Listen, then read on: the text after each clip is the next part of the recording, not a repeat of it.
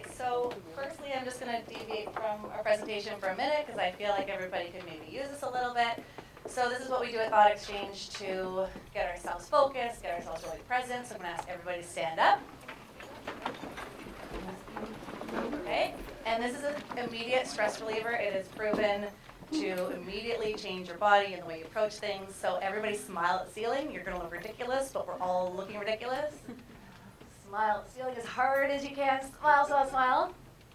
Come back down. Do a stretch. Everybody stretch it out. Right? Immediately get your body moving, get the blood flowing. Okay, now you're all going to hum or sing or make a loud sound. Everybody's doing it. Don't be self-conscious. Okay, and now we're going to dance. Okay.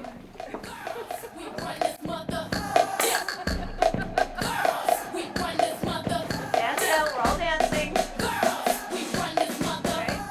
Little Beyonce. Okay.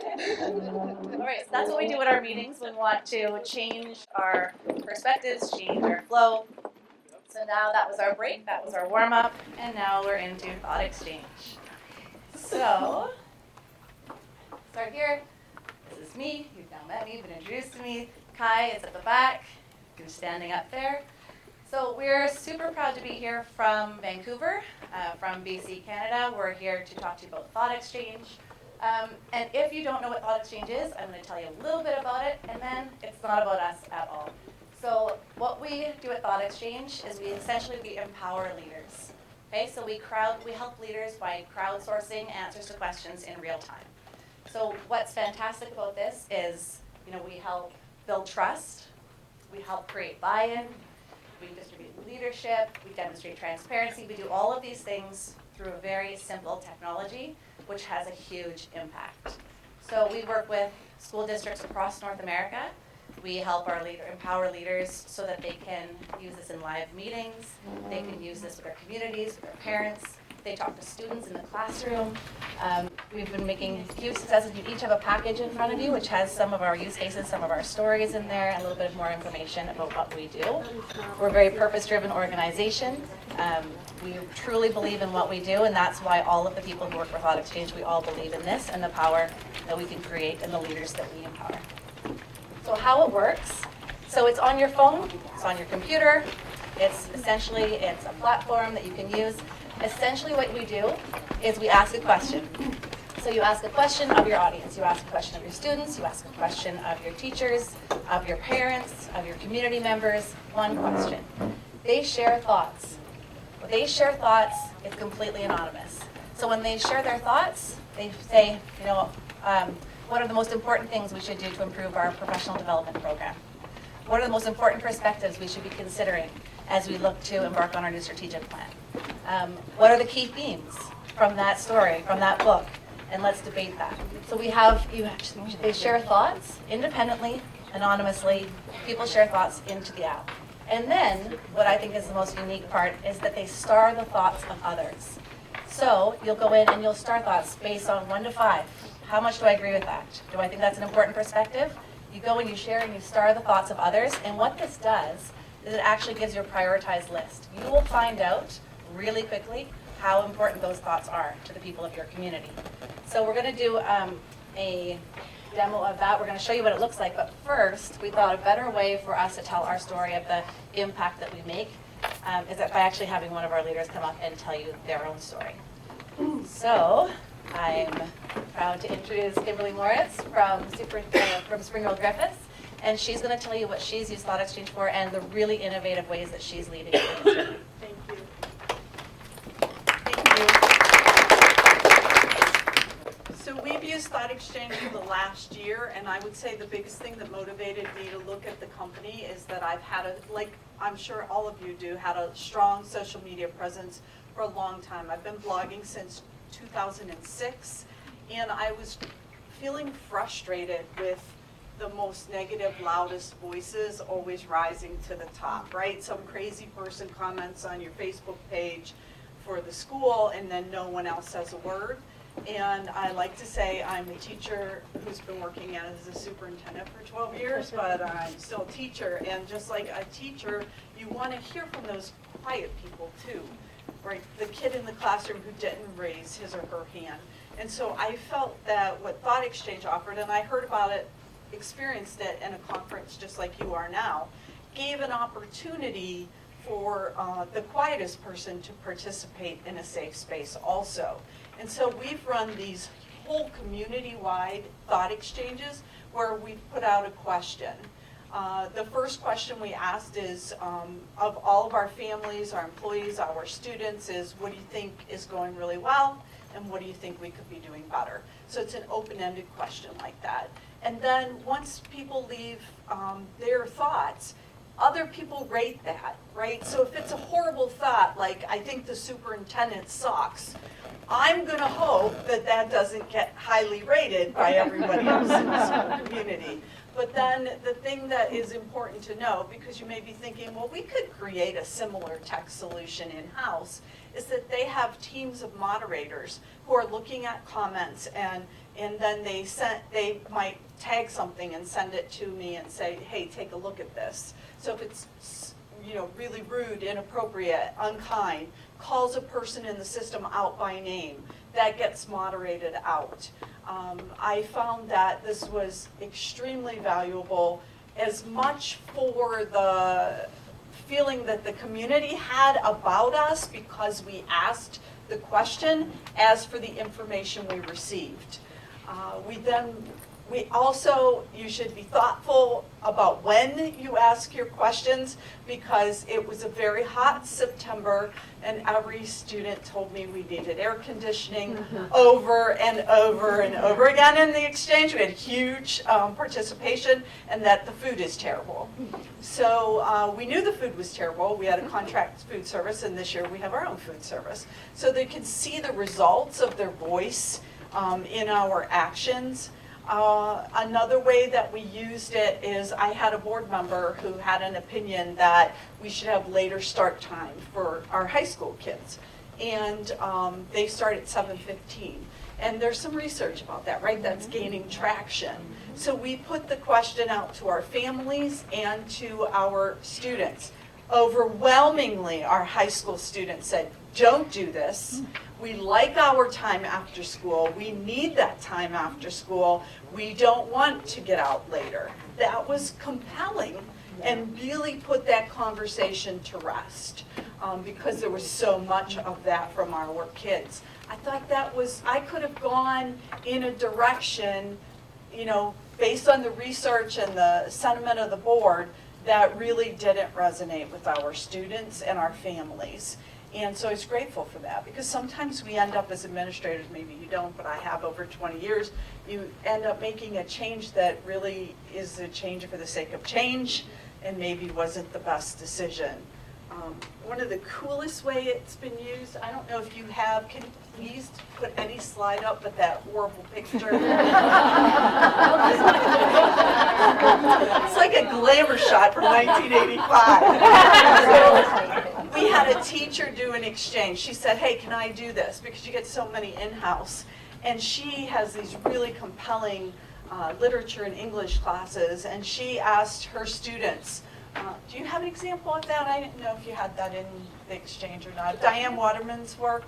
I don't have that one in here, but she asked really, actually you could probably find it, but it's a really impactful question about the key themes within one of the books they were reading about Middle Eastern culture. Yes. Right? And we're we're not a very diverse school. And so to have our students really thinking about those issues and expressing their thoughts in a compelling way, and other students rating their ideas and then responding to them, was powerful for our students.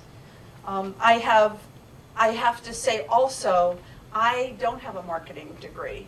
I don't know always how to ask the question in the best way. And so they have a team that sits with me on Zoom, and we talk through what it is I want to know. And they use all of their experience to talk about how do you ask the question to really, and they coach me, I guess is the best way to say it. They coach me, they develop the exchange, they moderate it, and they give me the results that I then share with the community. I think this has shown us to be really reflective leaders, and this year we plan to ask questions like, I don't know how I'm going to ask this question, but I know this team will help me. I have two elementary schools. One is 560 kids, one is 130 kids. Like, logically, maybe as a bit of a D person, I just think we should close the little elementary school. It's logical, it makes sense, right? But that is a huge firestorm for people. So I plan to, pardon me? Work on your resume. I'm at the end of my career, so this is why I feel compelled to do the work, right? Because I shouldn't leave that to the next person. And so I want to spend this year really listening to people, listening to their concerns. I'll meet with them face to face, but we'll also do some sort of thought exchange so people can be heard, because one of the most compelling things I heard at a session like this is that people are more likely to support this decision if they feel like they've at least been heard. And so that for me is the power of using this. The only advice I have, you learn from your mistakes, is we believe in hearing from every student. So when you have elementary students commenting, it's not the most, there's a lot of spelling, there's a lot of grammar going on, and the school community doesn't realize it's a fourth grader that put the comment in there, right? It's just so, and it can be overwhelming to get through all of the student comments about air conditioning and food, even though you're asking about belief statements for what do we believe about learning at Springville. So we have done it both ways, but I really think it's better to do an adult exchange, which includes all the adult parts of our community, and a student exchange. You may have different advice, but that's definitely been my experience. I think that's really all I wanted to share.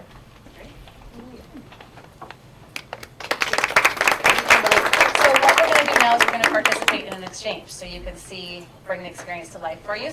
And we're going to show you how in real time we're crowdsourcing answers to questions from you, and Kimberly's going to answer them. So anything from questions for me or questions for Kimberly about her experience using it or the things that she's tackled in her community. So what you can also see in the top here, these are all of, this is what I affectionately call the hairball, but it's essentially a thought graph. So live, this is what's happening. You're all the purple people, and those are all the thoughts that are going up on the screen as you're entering them. And then you can see all of the, Kai's gonna replay it. So now you can see the blue little comment bubbles are coming up. So people are adding thoughts, and now you're gonna start seeing people moving from thoughts sharing to ratings. So the ratings are the connections. So when we have these presented to boards love this screen. Because some people who are visual learners, this really connects the dots for them. Now you can imagine if this was your community, right? Imagine if this was thousands of people all sharing their thoughts and perspectives on your strategic plan, or sharing their thoughts and perspectives on a boundary change, right? And really important discussions that you're having. So that's sort of the visual demonstration of how it works. So Kai, why don't we pop into the thoughts? So this is called your Discover dashboard. So when you were going through, you shared a thought, you did some ratings, and then the last tab was Discover. And that's showing you the thoughts, from the top highest rated thought all the way to the bottom, the prioritized list. So if you were running this at a staff meeting, for example, if you were saying, oftentimes leaders will say, what are the most important topics you'd like to discuss at our upcoming staff meeting? Okay, immediately your staff are feeling like they're part of the conversation, and they're actually getting out of the meeting what they wanted to get out of it.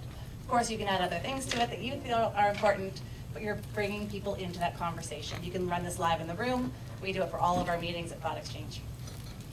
So now we've got the top thoughts. So the top question that came out is, how accessible would this be for ELL parents? We have a large population of parents who speak a second language. Absolutely, so there's multi-language capabilities here. And I can walk anybody through that if you like, but it's available in all languages, and there's Google Translate as well. Okay, second question, how did this experience impact your style of leadership? So this one's for you. Sounds like you took a big vulnerable leap, absolutely. So that really didn't, is that weird for me to stand there? Maybe I'm just hearing myself. So that really was not hard for me. That is in keeping with a strength for me. I'm not afraid to be vulnerable and ask the question, but I can tell you that some of the questions I've asked my principals have kind of gone, we're gonna have to do something about the answers that she gets to this question, right? Like, ugh. So you do have to be willing to say, what's happening, what do we need to know?